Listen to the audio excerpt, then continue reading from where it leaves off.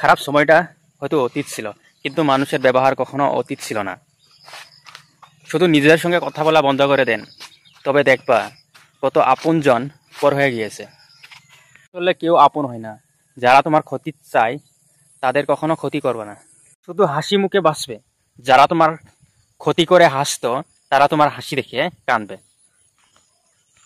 যত মিশবে অত জানবে অভিনয় যে কত প্রকার হয় তাকেও শিখবে।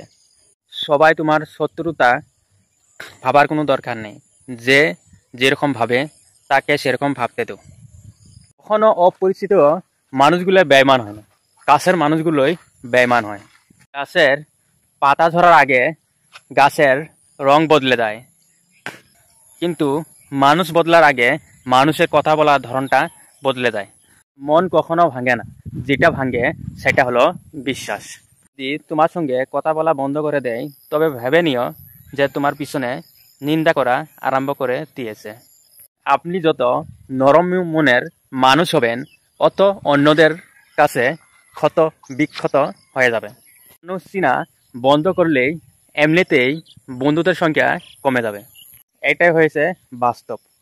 স্ত্রীকে চিনা যায় স্বামীর দরিদ্রতা, আর স্বামীকে চিনা যায় পত্নীর অসুস্থতা।